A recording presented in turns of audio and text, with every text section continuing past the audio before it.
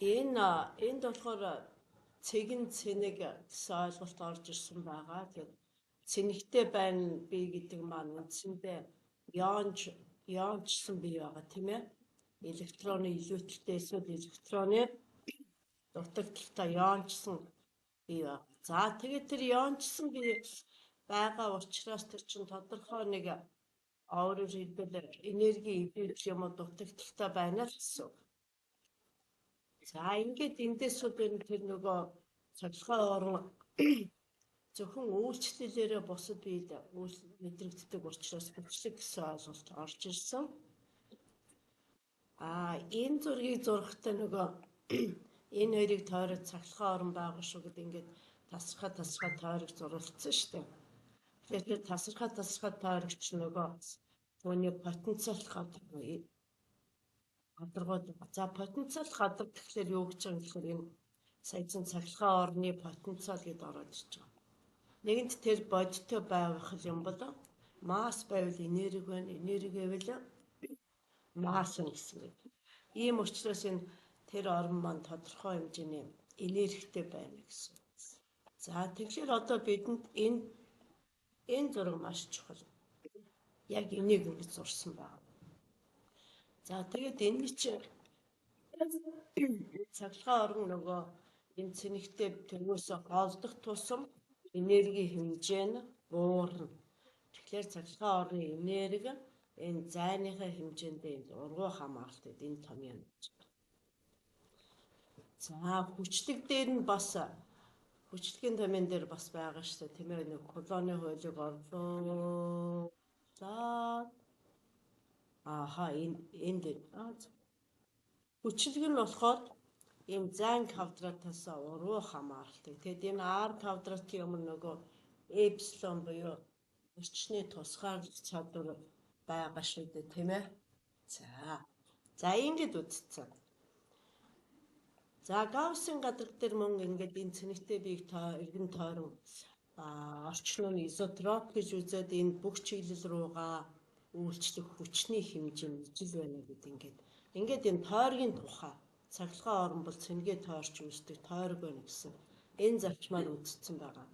За тэгсэн чи одоо энд энэ цахилгаан орны потенциал гэдэрэхлээр нөгөө тухайн цэгдэг энерги хэмжээг ярих болсон чинь энэ хоёр хавтгай юм шулуун болоод ирсэн. За энийг юу гэж ойлгох юм гэхээр энд нэг цэнгэл байна. Тэгээ энэ цэнэг чи эрэг цэнэг байна. Тэгэхээр энэ эрэг цэнэгтэй ялцтайгаа колоны хуулиар түлхэлцээд энэ сөрөг цэнэг рүү орчин. Тэгэхээр анх бол энэ сөрөг цэнэгтэй ялцснаас D1 зайд байсан. Дараа нь колоны хуулиар татагдж ойрцсны улмаас D2 зайтай болсон. Тэгэхээр энэ цэнэгтэй биеийн яг шилжсэн зай нь бол энэ дельта D болсон ийм зураг байна. За энийг одоо юутай холбож тайлбарлах гэдэг юм вэ гэхээр ийм дугуй тойрог ярьж байснаа яагаад дандаа энэ цахилгаан орон цэнэг шилжих ажлыг энэ ялцсны хувьд хийгээд ирнэ гэхлээр энэ тойргийн чинь нөгөө маш бага зайд тойргийн нумын энэ хүрээний хэмжээг маш бага зайд авч үзэх юм бол энэ маань яах нь хавтгай мэт болох нь шүү дээ. Дэлхий бөөрөнхий буюу гойд хэлбэртэй ч гэсэн бидний оршин байгаа Монгол орны хэмжээ газар бол хавтгай харагдаад байгаа шүү дээ. Тэгэхээр Монгол орны газар зүйн нутаг дэвсгэрчин дэлхийн энэ хэмжээний маш бага хэсэг орон зай шүү дээ. Хүн шиг энэ бүхэл бүтэн цахилгаан орны хувьд нь зөвхөн энэ хэсгийг судлах юм бол энэ хэсэгт харгалзах хэсэг нь ийм хавтгай хэсэг байгаа юм байна л гэж ойлгоо. Тэгээд Ньютоны 3 дугаар хуулиар багтаал 2 бие заавал харилцан үйлчлэлцэж байдаг учраас энд эрэг цэнгийн цахилгаан орн бавал нөгөө талд энэ эсрэг цэнэгтэй байж таарна гэсэн. За ийм учиртай байгаа шүү. За тэгэд энд бол бид нар механик дээр үзсэн кинетик энергийн теорем, потенциал энергийн теорем гэдэг өмнөх багштайгаа үзчихсэн. Энергиудын ялгарч нь биеийн хүндэтгэсэн ажилтай тэнцвэрт гэсэн ийм ойлголт байна. За энд ингээд энэ ном хэлбэрээр бичсэн байгаа. Тэгэхээр цэнийг шолуун замаарч явж ямар ч замаар явж болно. Гэхдээ одоо эхний ба эцсийн цэг дээр энэ потенциал энерги бичсэн байна. За энэ потенциал энергийг энэ томьёо хэрхэн яаж гарч ирсэн гэхлээр бид нар бас цоошин томьёо үзээгүй.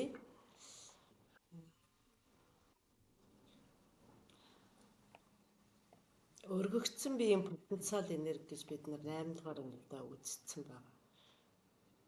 Тэгэхээр өргөгдсөн биеийн потенциал энергийг томьёо юу гэж яддаг вэ? Одоо хүн болгон бичиг мэдэн шүү дээ. Юу гэдэг вэ? Потенциал энерги тэнцүү юу гэж яддаг юм? Mg тэг юу гэдэг юм? Mg гүрчх нь А гэсэн энэ томьёо мэдчих. За тэгэхээр Mg гэдэг чинь өөрөө ямар хүч? Энэ бол за энд вектор зургасан болсонгүй. Энэ бол хөндийн хүч тийм үү? Хөндийн хүчийг үржих нь А гэсэн.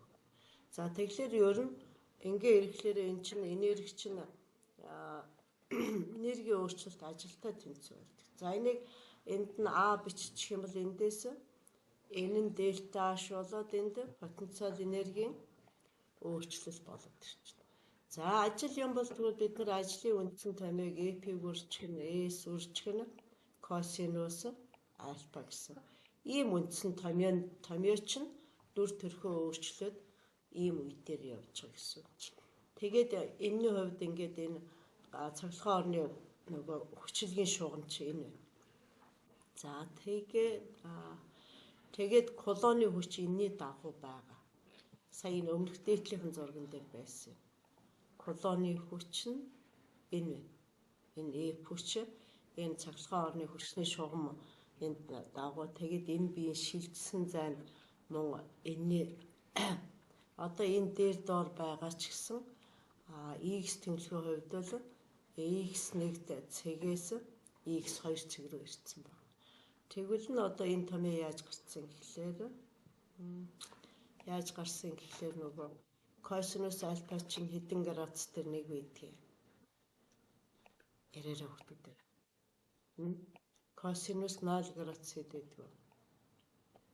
Дуграараа нэгтэй тэнцүү байдаг шүү дээ. За яг косинус 0-ын тухай яриад юм гэхлээр энэ чинь энэ биеийн үйлчилж байгаа хүч ийшээ чиглэлтэй байна. Шилжилт нь бас ийшээ чиглэлтэй байна шүү дээ. Тэгэхээр энэ ажлын таймын дээр шилжилт вектор хэмжигдэхүүн, хүч вектор хэмжигдэх. Хоорондоо коллинер вектор байна гэсэн үг шүү дээ. Тэгэхээр энэ өнцөг нь 0. Тийм учраас энэ томьёод EP үржих нь S гэсэн дунд сургуулийн хэлбэрээр энэ бодогдчихэ гэсэн. За дараа нь одоо энэ хэсэг томьёо энэ. За энэ хэсэг чинь бид нар хүчлэг тэнцөө хэдэрэ хүчлэгийг яаж олсон бэлээ цахилгаан орны хүчлэг бол хэний хүчийг? Колоны хүчийг цахилгаан орны хүчлэг. Тийм колоны хүчийг цэнэг тоож олдог шүү дээ. Тэгэхээр энэ дотроос энэ колоны хүчээ олчихлоор эн чинь хүчлэгийг үржих нь юу болох вэ? Цэнэг болчих нь шүү дээ. За тэгэл хүчлэгийг үржих нь цэнэг чинь энэ хүч нь болоод ирсэн. За тэр би явсан за дельта H чинь одоо дельта D болоод ирнэ. Ингээд цахилгаан орны потенциал энергиг олчиж байгаа. За дараа нь хүчлэг чинь нэгж эрэг цэнэгт оногдох хүчний хэмжээ болов энэ болохоор потенциал энерги шүү энэ. Одоо потенциал гэхлээр нэгж цэнэгт оногдох потенциал энерги хэмжээ. Хүчлэг чинь нэгж цэнэгт оногдох колоны хүч байсан. Ингээд энэ цахилгаан орны потенциал гэдэг энэ хэмжигдэхүүн гарч ирсэн. За энэ хэмжигдэхүүний нэг чинь вольт. Тэгэхээр энэ зөвхөн тухайн цэгдэх цахилгаан орны потенциал энергиг илэрхийлж өгнө. Утга нь. Хүчлэг болохоор зөвхөн тухайн цэнэгт орогдох юуны хэмжээ шүү. За энэ хичээлээс гол ойлголт энэ байгаа. За одоо энэ хүчтэл болох дээрээ 2 цэнийг ээлгэж байна. Энэ потенциалын 1 сая вольт байлаа шүү дээ. За гэтэл бас энэ хүчтлийн нэгж бас вольт. За тэгэхээр энэ болохоор зөвхөн тухайн цэгдэх цахилгаан орны потенциал энерги тухай ирсэн. Энэ болохоор 2 цэгийн хооронд. Тэгэхээр энэ хүчтэл чинь үндсэндээ дельта P-тэй тэнцвэрчнэ гэсэн. За дараагийнх нь эпсилон гэж бас нэг жижиг гүйдэл үүсгэгчийн цахилгаан хөдөлгөгч хүч. Би ингээд товчлоо бичлээ шүү. Гүйдэл үүсгэгчийн цахилгаан хөдөлгөгч хүч гэдэг баг шүү. Энерги мөртлөө. Энергитэй байж босод бид үйлчлээ шүү дээ, тийм. Тэгэхээр энэ эпсилоны нэгж бас юу юм? Вольт. Тэгэхээр цахилгаан орны энергийг хэмждэг энерги гэсэн ерөнхий нэг хэмжигдэхүүнийг нэг цэг дээр авбал потенциал гэж нэрлээд 2 цэгийн хооронд ялгарыг авч үзвэл энэ юу гэж юм? Хүчтэлгээд за яг үүсгэгчийн хувьд ярих юм бол гүйдэл үүсгэгчийн цахилгаан хөдөлгөгч хүч гэсэн. За ийм 3 та нар за 7-гийн 10 дугаар нэг үзсэн байгаа юм гэдэг. Тэгэхээр энэ зургийг бас 7-гийн дээр үзсэн байгаа шүү. За одоо энэ томьёонуудыг бичихтэй юу нэмж бичих ёстой вүлээ? Эндээс хасалтгүй юм байна. Эдрийн өмнө хараа энд нь эпсилон нэмж бичих шүү энд. Энд яг тэгэхээр энэ нөгөө орчныг агаартай үед бичсэн байгаа учраас одоо дэвтэртээ бичиж явахдаа энд юутай бичих юм. Эпсилон тухайн орчны нөгөө цахилгаан тусгаарлах чадвар гээд энэ сая сар шинээс өмнө үдцсэн. Тэгээд лифтэн дотор яагаад сүлжээ тасраад идэх гэдэг чинь нөгөө дахиад гадны цахилгаан орны эсрэг цахилгаан руу үүсчихэж байгаа төрөө ярьсан шүү дээ, тийм үү? Энтэй холбоотойгоор эпсилон гэж орж ирээд энэ байна шүү дээ. Цахилгаан тусгаарлах чадвар. Цаас яах вэ? Бас нэг хөөрхөн тусгаарлах юм байна. Хов тусгаарлаад, шилнэлийн тусгаарлаад, пластик материал тусгаарлаад, глицерин ингээд тусгаарлаад ингээд ингэсэн байж байгааз. За тэр бол тэрнтэй холбоотой одоо багш нь энэ дээр ярих гэж байгаа. Цахилгаан орны хүчний шугам нь энэ бол цахилгаан орны хүчлэг энэ вектор хэмжигдэхүүн. Цахилгаан орны хүчний шугам нь эерэг цэнгээсээ гараад сөрөг цэнэг дээр төгсгөө эхлэлтэй төгсгөлтэй шулуун байна. За энэ потенциал гадарга 1, потенциал гадарга 2, потенциал 3. Тэгэхээр нөгөө хичээл сурах гэдэг хүүхдэд урагш тэмүүлж урагшаа сурах гэж нэг бөөн асуудал байсан. Одооны хүүхдүүдгүй юм байна. Аль болохоор хоол суух нь чухал юм байна. За тэгэхээр энд л зурган дээр энийг ингэж нэмж бичээрэй. Энийн радиус бага учраас яг энэ хүрээн дээр байгаа цахилгаан орны энерги хамгийн их байна. Энэ рүү ирсэн цахилгаан орны энэ хүрээн дээрх цахилгаан орны энерги хамгийн бага байна. Тэгэхээр энэ дээр хүчний шугам нь цахилгаан орны хүчний шугам нь потенциал энерги ихтэйгээс потенциал энерги багтаа руугаа шилждэг гэсэн ийм дүрм ороод ирнэ. За энэтэй холбоотойгоор энд нь гүйцэд ингээд шаардлага тавьсаа би ч бас хүү юм болохоор бас ингээд хямрал өгчдөг шүү дээ. Би ч хүн штэй хүмүүсээ. Би ч бас аюулгүй орчинд ажиллах эрхтэй хүн штэй. За ингээд энэ одоо энд тэгвэл сөрөг цэнийг энд нь зурч юм ээ. Тэгэхээр за энэ ингээд потенциал гадаргууд гэсэн шүү дээ. Чөөрэ P1, P2 гэж зураарай. Тэгэхээр эндээс ингэж ихсэрсэн энэ хүчний шугам цахилгаан орны хүчний шугам эерэг цэнэгээс гараад сөрөг цэнэг дээр төгсдөг эхлэлтэй төгсөлттэй шуламжлаа шүү дээ. Тэгэхээр сөрөг цэнэгийн хувьд потенциалт гадарга нь хаана их байх нь гадналтаа их байх нь шүү дээ. Энд R3 биш P3, P2, P1. Энд болохоор эсрэгээр нэвчих нь шүү дээ. Энэ. За энэ томьёон дээр ингэж бичих. Цахилгаан орны нэмэх суперпозицийн зарчим буюу давхцлын зарчим гэж үзсэн байна. Тэгэхээр үүсгэж байгаа орон болго энергитэй. За одоо энэ зураг юу вэ гэхлээр өмнөх дээр ярьсан шүү дээ. Одоо энэ чинь ингээд тойрог байж байна. Тэгээ эн чинь тойрог байгаагийн зөвхөн нэгэхэн багахан хэсгийг нь тастаад авчих юм бол энэ векторууд чи юу юм шиг болж ирэх юм. Шулуу юм шиг болж ирэх юм байна шүү дээ. Тийм ээ. Энэ рүү чи ингээд шивгөө маш олон шугамнууд байна гэж ойлгох юм байна шүү дээ.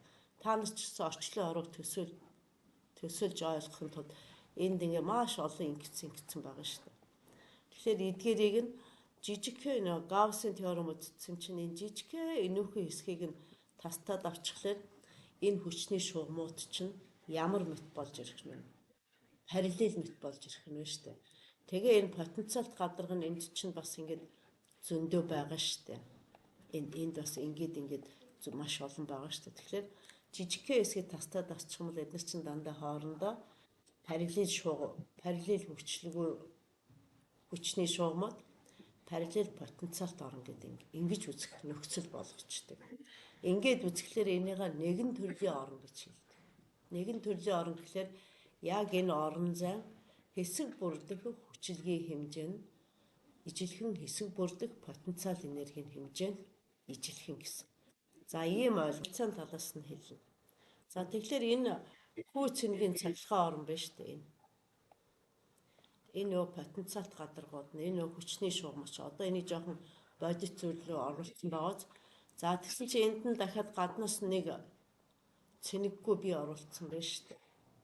За ингээд ирсэн чинь энэ потенциалт гадарч чинь нэгэн төрлийн биш болж эхлээд энэ хоёрын хооронд эндээ одоо энэ цэнэггүй нь бис эхлээ буруу ярьчлаа. Одоо эн чинь цэнэг нь 0 болцсон байна. Энд нэ туушрал үүссэн. Энэ талдаа энэ сөрөг цэнэгүүд нь гарчсан. Энэ талдаа эрэг цэнэгүүд нь гараад дахиад нэмэлт эндээс цахилгаан үүссэн байгааз. Тэгээд энэ потенциалт гадаргын хэмжээг өөрчилсөн. За эн чинь энийг саатраар ингээд бүр байшингаа үзүүлж хэлээ. Ийм хийх гэсэн чинь бас эдгээр авахгүй байна. За тэгэхээр энэ конденсатор. Энэ конденсатор нь өөртөө цэнэг хоригдлуулаад тэрийг гадагшин дахиж зарцуулаад дахиад өөртөө цэнэг хураагаад ингээд энэ цаашдаа ирэлээч бас байгаа. Та нар 10 дугаар ангид цахилгаан электроник төр ирэлээ үзсэн бах. За тэгээ конденсатор одоо нөгөө хоёр юм ялтас байгаа. Энэ хоёрын хооронд цахилгаан оруулсан. За тэгээд эндээс ингээд одоо нөгөө таньдаг томьёоч энд явж байна. Энэ хүчлэгч нь Гауссын теорем дээр үтсэн чи энэ байна. За ингээд эдрээс явсаар хагаад конденсаторын цахилгаан багтаамж гэдэг энэ томьёо мэндэлжээ. За тэгээ конденсаторын хэлбэрүүд ийм байгаа гэдэг энэ хэлбэрээрээ ийм янз бүр ингээд юм байгаа. За энийгээ дуусгачихад завсарлаж байна. За тэгээд энэ аянга тэгээд энэ агаарын юунд тэгээ яг зүүн нөгөө огцом халуун байсан өдөр заавал дуу хууртай аадар бороо ордын гэдэг чинь пицц үзэхэл үндэслэлтэй байгаа шүү дээ. Нэг агаарын температур дээшлэх тусам багасдаг тий. Тэгэхээр нөгөө тэгээд агаар хоорондоо агаар гэдэг чинь нөгөө дулаа пиццээс дулааны үзэгдлээр конвекци үзэгдэл халуун ба хүүтэй агаараар дулаан шилжиж байгаа чинь конвекци үзэгдэл. Тэгэхээр салхи гэдэг бол пиццээр конвекци үзэгдэл явагдаж байгаа. За тэгээд энэ өндрөөс хамаарат энэ температур нь өөрчлөгдөн. Тэгэхээр эдгээр энэ даралт өөрчлөгдөн. Халуун хүүтэй агаар хоорондоо энгийн үгээр харших гэж ярьдаг. Тэд хоорондоо үрэлтдэг. Үрэлтээс энэ үйл цэнэглэгддэг. Тэгээд ингээд цахилгаан орн үүсдэг. За аянгийн сум гэж яриад байдаг чинь цахилгаан орны гол төв нэг хүчлэгийн чиглэл байна гэж ойлгоо.